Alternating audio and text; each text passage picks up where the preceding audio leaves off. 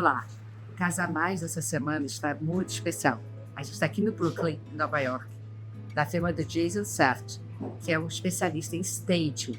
E você sabe o que é staging? Em um mercado imobiliário competitivo, cada detalhe conta na hora de vender o imóvel. É aí que entra o home staging. A prática consiste em preparar e decorar o imóvel para torná-lo mais atraente para compradores em potencial. Profissionais de staging utilizam móveis, iluminação, arte e objetos de decoração estrategicamente posicionados para destacar o potencial de cada ambiente. Jason Saft é considerado um dos melhores profissionais de staging aqui de Nova York. Começou como corretor e tem um olhar de águia para saber exatamente o que valorizar no imóvel. Além disso, é super talentoso e seus projetos são impecáveis. Vem comigo, porque esse Casa Mais está imperdível.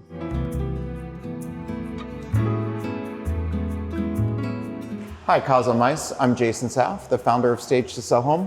Come on in to see our warehouse and office. Hi, Jason. Whoa. Amazing. I'll take you through. So here, why don't we start in here? So this is, I've carved out a little bit of an office space in the warehouse, which is nice. I've never had a place to sit. And so this is where we keep just a lot of the special accessories. These are things I find, I source when I'm traveling.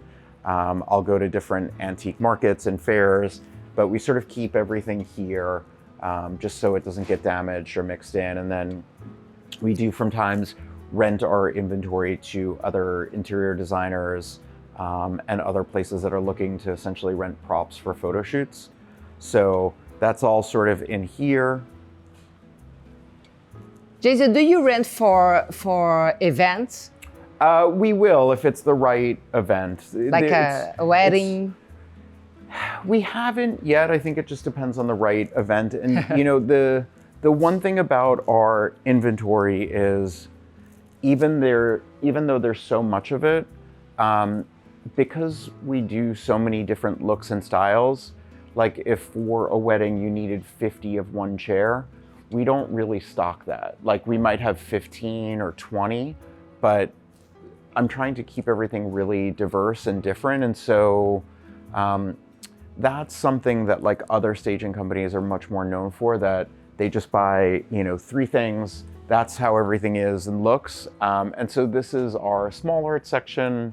It's all sort of organized by pieces. Oh, these are the... These are like the smaller art pieces. We have a little bit of a coding system up here. Whoa. Where some of these are all from the same vendor but different pieces, or there might be a series that there's 12 different pieces of, and so they're all sort of aligned this way. And then these are the larger format art pieces up here. So we do we just finished building a double-decker system just to sort of, the one thing our warehouse doesn't have that most people do is the verticality. So it's typically common that you would have, let's say, like 14 feet of ceiling height, where we're limited at like 9. So we're only racking 2 up as opposed to 3 or 4. And Jason, tell me, what is the average cost of a staging service in New York? So the average cost, it varies project by project. It also varies on if you're going to be doing cosmetic work, which we do a lot of, repainting, repairing. So for us, our opening price is $22,000, and that's for a 1-bedroom apartment. But the cost could be anywhere from sort of the low end of just like adding in some new bedding, artwork, soft goods, and cleaning and decluttering, let's say like $7,000 to, I mean, as New York City, you can go as high as 100, 150,000, 200,000. But you know, that cross section really depends on the property and how much work and how much material is going in there. And do you have everything in your mind? Like when you started like a project, you know that, no, I gotta pick up this Matisse, and then you... It's funny, in the early days we had no system, and it was mostly just me, so it was easier, and then things kept growing. And so all of this, like there's a labeling system, like, so for example, all these pieces here are from one of my favorite galleries, ArtStar. We keep all their pieces up there. We have a whole digitized back-end system. And so all of this is on the back end. But for the most part, like I know this looks like a ton of stuff. I would say probably 70% of it. Like I see the name and I know for the most part what it is. I know the size. It used to be back in the day, before we were here, I was just in storage room, like one storage room, which then became like 17 storage rooms. But in those early days, I could touch something and I could tell like what the frame was. Like, oh, this is Haste 2, this is, and even the same with couches. Like I could feel the arm of it and know it's one versus the other. What is not included in the staging service, like painting? Yeah, so people add on, we do a lot of cosmetic work. And so that's one of the things that separates us from other home staging companies, where they may just sort of rent furniture, where we're often reshaping the entire apartment. We do a lot of estate work, which means that the home is now owned by the family members after the owner has passed away. A lot of them have been inhabited for sometimes half a century. As someone's body deteriorates, so does their home. They're not able to take care of it, and we go in and we can make a space that hasn't been touched in 50, 60 years look fresh and clean and new. And so cosmetic work, lighting, painting, floor refinishing, debris removal, like old built-ins that really date a space. We've worked with chimney repair companies, window repair companies. So it's really sort of like I was a real estate agent, and my process was I walked through the space and we determined everything that was a flaw, everything that was a problem, everything that a buyer would say, I'm going to use this against you. I'm going to weaponize this flaw, and I'm going to negotiate your sale price down. And so we systematically will work on changing all of those things to ensure that the property is sold, put in its best possible light, and sold for the highest return. So these are all the chairs, and we try to keep some of the special pieces up here shown, so like we just can see them visually and just have a little bit of a sense of what's up there.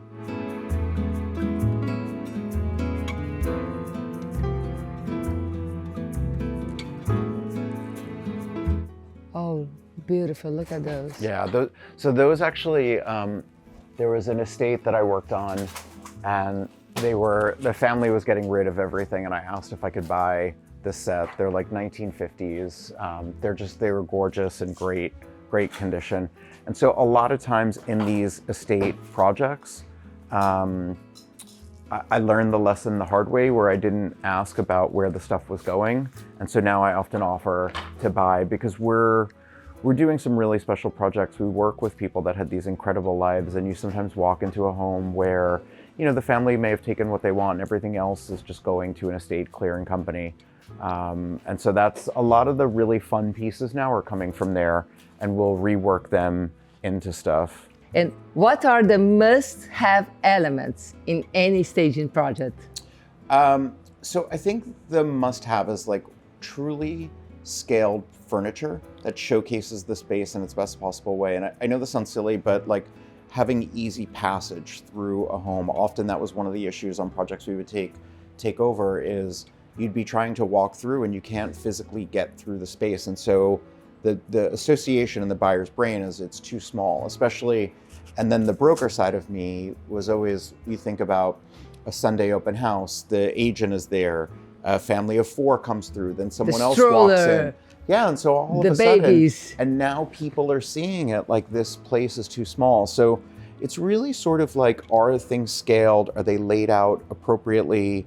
And then just some of the easy things like fresh and clean bedding. Like there are times where, you know, you walk into someone else's bedroom and it smells, right? Like it's like, or like even basic things like no one took out the garbage, and you're kind of wondering like, is there mildew? Like what's wrong? And so like, I never think of just like, is there one magical piece of furniture, but it's really sort of like, are things laid out the right way? Is the lighting good? I think some of the, like one of the best bangs for your buck is like new lighting, fresh paint, and mirrors. But you have to have the trucks, the cars, everything. Yep, we've got it all. And so back here is the bedding section. This is Wesley. He's helping to get everything properly organized. So we have like a full system where everything, and it's funny because some of these things like these bookcases came from one of my first projects where they were just throwing everything out, and so they've stayed with us. These two back here also, there was an early project where they were just going to throw them out, and so it's fun, like 10 years later, that some of the stuff has still held up and carries on. It's amazing. Yeah, but the organization is key. And so back in the day when it was just me, like I would sit in the storage unit and fold all of the pillet, so we always knew where everything was at all times. But early moments was like 4 years ago. No, I mean, I was doing this it's been 20 years. Okay. But I incorporated in 2016. And so I got my first storage unit in 2017. And then where really, like in 2021, in the middle of the pandemic, was when I switched gears. So it has these different sort of life cycles, because in the early days, like I was just doing it late at night for fun. But it became a business, I would say within the last 6 years. Jason, I was looking for your Instagram and I'm really impressed. Thank you. And I loved everything, single detail. That's why I'm here. But there are cases that sometimes people say, no, I want everything. I want to buy it with all your furniture. Do you sell? Yeah. Everything? There are some really special antiques and one-off art pieces that we don't sell. We hang on to those, but we have enough that we can sort of supplement them. But yeah, I mean, again, that's a big part of the work, is especially in New York, people just want everything now. That's also a cultural thing, right? You want a meal, you tap a button. You want a car to pick you up, you tap a button. You want cosmetics delivered, you tap a button. And so I think about that a lot in our approach and what we're doing. We're in the age of immediacy. So a lot of our projects are sold either fully furnished with different pieces. We'll work with anyone to make it so that they get what they want. I imagine the whole work, the laundry, We don't have a lot because no one's using anything. It's all for show. We don't allow anyone to stay. And so that's one thing. Sometimes people will say, can I come back? And no, it's you're gone, you're done, take all your stuff. It's in our contract. Because we'd never be able to maintain things the way we do. In the early days, when you don't have the business, you just say yes to everything. But I learned the hard way. You show up and stuff is damaged. The furniture has rings all over it. And then this is our bedding system. So when we're pulling beds, we just, these are all the interior and these are the exterior components. Even the closets, do you leave sheets there, yeah, everything? I'll show you. We do a little bit of a cross section of things. So let me show you. Flower arrangements. Yeah, that's our whole flower section there. That's Megan. Hi, Megan. Look at the books, Git. So we have a lot of clothing and boxes and little things that will work into the empty closets. But we really only do it when it's in a big dressing closet and you sort of walk through it. Otherwise, it can look like someone just left behind their stuff. But we'll do a cross section of packaging, bags, artwork, maybe a little floral thing. And then some clothing here.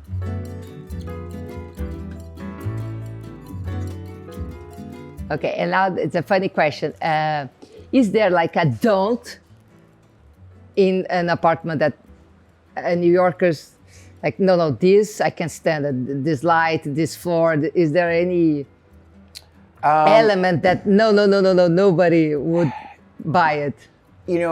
It's funny. There's a lid for every pot, but there are some things people don't like. So here in New York, we have a lot of pre-war architecture and then post-war, 1960s, where the floors are parquet, and so there's old original parquet, and then there's sort of newer engineered, and the floor kind of crackles, and it's on the cheap side, right? And so there are a lot of people who don't love that and who want to change it. For me, a no-no would be the engineered fake wood floors, right? Even worse than parquet is, and even when you're walking on it with your sneakers, you could tell it's not a real wood floor. And I think that's that's a bad investment for someone who maybe put in these new engineered floors, tried to save a few $100s, and then goes to resell their apartment and they're not getting offers. And with all of this stuff and why we recommend fixing the problems, anything that's a problem, if it's their old doorknobs and it costs $20 to replace it, someone's going to say, the whole apartment is dated, I need to renovate it, it's going to cost this. Like, someone is always taking that one flaw and multiplying it by, let's say, 10x or 20x, and they're using that against you. And so that's that thing that sometimes people will try and save a little bit of money, but it costs them more in the end. Oh, the lamps, very important part. Lots of light. Olha só as luminárias. Olha, esse aqui parece ouriço, rítio. Uni, né?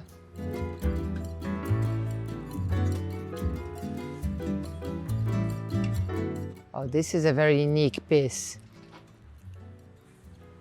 Gente, olha esse... And your style is like mid-century?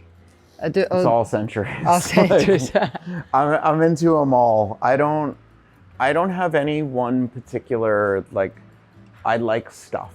I'm drawn to things from different time periods that sometimes shouldn't make sense together, and sometimes they aren't meant to go together. They go in different places. But look, I mean, there's beautiful things made in all sorts of different time periods. Like we try to give them equal attention. But again, some of these pieces that I love and appreciate, they don't work or make sense in some environments, and that's part of what you have to understand is like how to make things work in different spaces, how to often make something old feel new, how to sometimes in something new that's maybe cold and too modern, give it some warmth and some heart. And so that's the artistic side of it, right? Like just figuring out what belongs in a space, like, and how you're shaping the whole narrative, right? Because everything is sort of tied together. And who is your designer inspiration? I don't have any one, but I love, like, oh my God, Ryan Lawson, Josh Green, Kelly Wearstler, Kelly Wearstler, I completely love Nate Berkus, Jake Arnold, Pearson Ward, Ken Folk is like, I don't have one favorite. There's so many people, like I just love seeing the work, and then, within it, like, I often think, like, what is it I appreciate, right? And so there are times where we've done some spaces that are inspired by designers, and like it's not trying to replicate, but it's trying to understand, like, what did I see of theirs that I loved, and then what's the why behind it? Is it the texture, the use of color? Is it playful? Is it really serious? Did they make something really dark and moody that, like, in the context of the whole space really works, and you want to, like, do that? Sometimes, especially within home staging, everything's supposed to be white, everything is supposed to be approachable, everything's supposed to be simplified, but sometimes, like, a dark, sexy, smoky, brown, black, rich red room is like what sells it. And so that's what I'm always looking for, is like, what is the why behind something, and then how do I take my own version of that? At the moment, how many projects are you carrying on? So we have 16 projects in production, and we have about 42 things that are out and that, like, we're coming back now and all that. And how many collaborators do you have? There's 12 people here. In everything, the whole operation. Okay, and to finish, what are your plans for the next years? Because you did this incredible firm in a few years. And now what you're looking for? So it's a continuation to really do what we're doing and learning and growing, and just everyone within the team, like a deeper understanding of design, different time periods, and working to incorporate that in. And then we will hopefully be offering, we get a lot of requests for interior design services, which we don't currently offer. We're a small team, and we're also, you know, again, we can do a house or a 4-bedroom apartment in the course of a day to 2 days, where with interior design, they're looking for a longer term process. So I'm trying to figure out how to sort of marry those two, because we get so many requests for it and we're always referring them out to friends of mine. Oh, I can imagine. Yeah. Oh, thank you, Jason. Thank you a lot. Thank you for having me.